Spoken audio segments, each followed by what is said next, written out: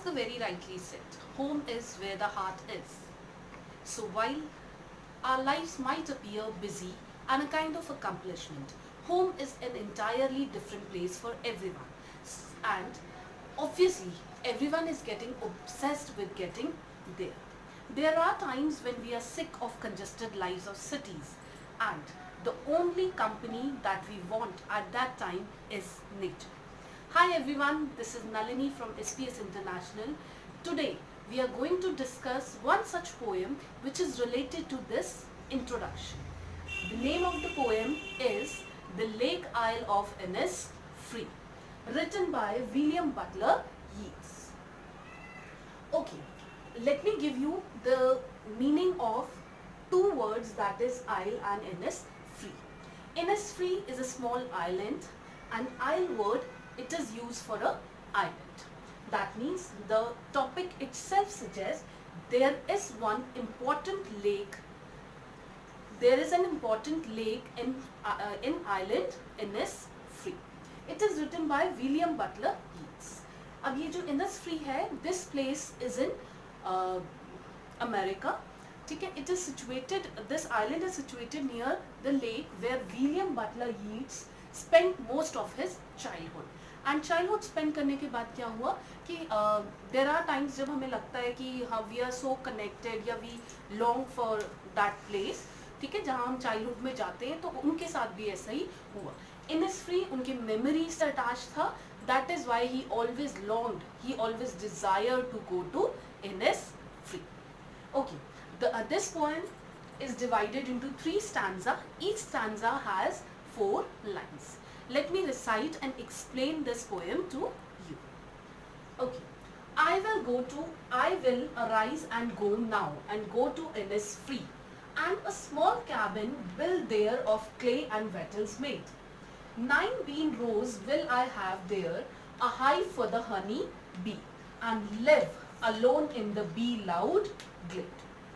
Okay, William Butler Yeats, as he spent his childhood there, he wants to awake. Arise means get up, उठना. He always want कि वो उठे and कहाँ चले जाए. He want to go to Innisfree, and he want to make a small cabin. Cabin here refers to room. ठीक है, वहाँ वो क्या करना चाहते थे? He wants to build a small cabin made of clay and wattles. ठीक है, wattles स्टिक्स होती हैं जिनसे फेंस बनता है, ठीक है, कवरिंग के लिए. और क्ले जो बच्चे खेलते हैं वो क्ले. उस क्ले और वेटल से, उन स्टिक्स से वो क्या करना चाहते हैं? He wants to build a room. 9 bean rows will I have there, and he want to cultivate food for himself. तो वो क्या कहते हैं कि I want to plant 9 rows of beans, a hive for the honey bee, and for his pleasure he wants to install a hive. Hive होता है छत्ता, जैसे आपकी बुक का भी नाम है बी हाइव, ठीक है ना. तो वैसे ही वो क्या करना चाहते हैं? He wants to install a hive for the honey bees and live alone in the bee loud glade. And he wants to live there alone. He wants nobody to be there in bee loud glade. Glade means है open space, ठीक है. And वो चाहते हैं इस open space पे there should be no one, जहाँ he can only hear the sound of bees. Okay, come to the next paragraph, next stanza. And I shall have some peace there, for peace comes dropping slow, dropping from the vales of the morning to where the cricket sings. There's midnights all a glimmer, and noon a purple glow, and evening full of the linnet's wings. And now he see कि वहाँ अगर वो वहाँ पे होंगे, there should be no one, ठीक है. तो वो कहते हैं वो क्या होगा? There should be a perfect peaceful environment. और पीस होगा तो क्या होगा? वो कहते हैं पीस कैसा होना चाहिए? It should come slowly.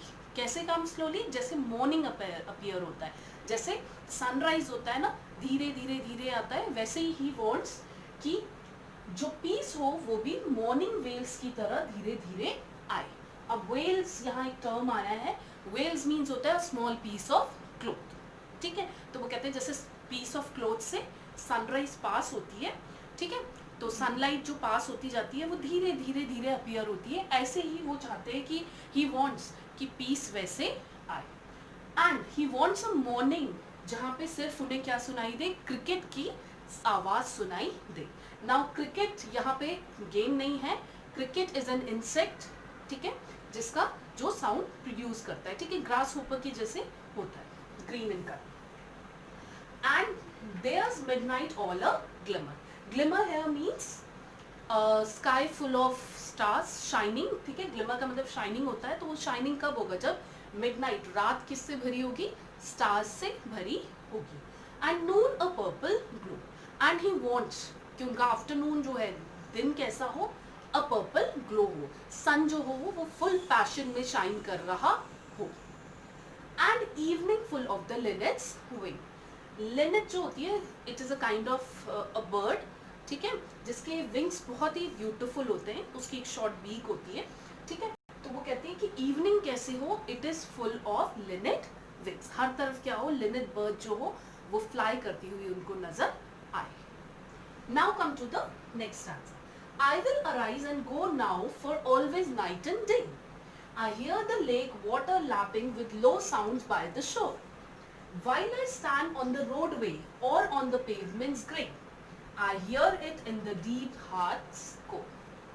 Now in the third stanza, जैसे कि उन्होंने first stanza में बताया what he wants to do intentionally, वहाँ वो क्या क्या करना चाहते हैं, and in second stanza he conveys the message that कि वो क्या क्या चाहते हैं कि उनका जो दिन हो या night हो वो कैसे spend करेंगे। And now in the third stanza वो क्या कहते हैं कि I always wanted to wake up and spend my whole day and night. Day and night का means है forever, ठीक है, ये टर्म जो यूज की गई है forever के लिए यूज की गई है, तो he wants कि वो forever वहीं जाकर रहे इन इस field. I hear the water lake lapping with low sounds by the shore. अब shore क्या होता है, shore किनारा होता है, bank of the river, and lapping means होता है overlapping करना। वाटर जो है वो क्या कर रहा है, शोर को टच कर रहा है, और जो टच कर रहा है तो इट प्रोड्यूसेस लो साउंड्स, ठीक है, वो एक साउंड प्रोड्यूस करता है वाटर का, ठीक है, तो ही वॉन्ट, वो कहते हैं कि इवन आई कैन हियर, मैं मुझे ऐसा फील हो रहा है कि मुझे सुनाई दे रहा है कि वाटर क्या कर रहा है, शोर को टच कर रहा है। While I stand on the road वे, अब वो कहते हैं while I am in the city, जहाँ पे बहुत कंजेस्टेड लाइफ है, बहुत नॉइसफुल लाइफ है, ठीक है, वो कहते हैं रोड पे खड़े होके या पेवमेंट्स पे खड़े होकर, ग्रे वर्ड यूज किया डार्कनेस के लिए, ठीक है, वो कहते हैं एवरी टाइम, ठीक है, जैसे सिटी लाइफ होती है फुल ऑफ नॉइस, ठीक है, तो वो कहते हैं उस टाइम पे भी I hear it in the deep hearts core. अब जो वाटर लैपिंग साउंड है, ठीक है, लेक आइल का इनिसफ्री की जो लेक है उसका जो साउंड है वाटर का जो टच करता है शोर पे, ठीक है, वो उनको वहां पर भी सुनाई देता है। Okay, through this poem, the poet wants you to know that there is always a place in your lives, in our lives or in his life, which holds so much importance in our lives. जैसे it can be your home, it can be your childhood place, and one such place in his life is Innisfree, and the Lake Isle of Innisfree holds much more importance in his life. Okay, now we come to the poetic devices or literary devices of the poem. The first one is imagery. अब imagery क्या होता है, imagery होता है कि एक ऐसा poetic device when you read the poem तो आपके mind में कुछ imaginations बनते जाए, ठीक है, and while reading this poem आपके mind में एक Innisfree की एक image बननी होगी, ठीक है, तो या फिर जैसे आपने सेकंड स्टैंजा में पढ़ा evening कैसी होनी चाहिए, morning कैसी होनी चाहिए, या फिर noon afternoon कैसे होना चाहिए, तो that gives you an idea of imagery, ठीक है। Second poetic device is alliteration. alliteration क्या कहा था, मैंने कहा था सेम वर्ड का रिपीटिशन होना, सेम कॉन्सोनेंट का रिपीटिशन होना, जैसे वर्ड गो, ठीक है, या फिर हैव, हाइव, हनी, एच का रिपीटिशन हो रहा है, ठीक है, this is alliteration. The third poetic device in this poem is metaphor. Metaphor आपको पता है it is an indirect comparison, ठीक है, तो एक वर्ड आया था वेल्स ऑफ द मॉर्निंग, ठीक है, मॉर्निंग को पर्सोनिफाइड भी किया है, ठीक है, और वेल्स ऑफ मॉर्निंग का मतलब है जैसे धीरे धीरे आता है कोई चीज, वैसे ही पीस धीरे धीरे मॉर्निंग की तरह okay, the fourth poetic device is repetition. अब रेपिटेशन जो है, come to this line, I will arise and go, and I will arise and go, मतलब नाउ भी रिपीट हो रहा है, तो दिस इज रिपीटिंग, तो इसको हम कहते हैं repetition. And the last poetic device is inversion. Inversion क्या है? अब आपने सुना होगा राइम स्कीम के बारे में पहले, ठीक है? तो राइम स्कीम देखिए, पहले फ्री, ठीक है, next made, free and made, नहीं हो रहा rhyme, that gives you an idea. Next alphabet, ठीक है, फ्री बी, ठीक है, ए ए, नेक्स्ट मेड ग्लेड, ठीक है. तो राइम स्कीम क्या है इस पोएम की? A B A B. But वो क्या हो सकती थी? It can be free be एक साथ होना चाहिए था, मेड ग्लेड एक साथ होना चाहिए. अब ये एक साथ नहीं है, it is in alternate position, ठीक है, एक के बाद एक के बाद फ्री है, मेड है, फिर बी है, फिर ग्लेड है. इसको हम कहते हैं इन्वर्जन, ठीक है. ऐसे ही नेक्स्ट पे स्टैंजा पे आ जाइए. Slow sings, A B, slow glow, A, sings wings, B. Again poetic device क्या हुई? A B A B.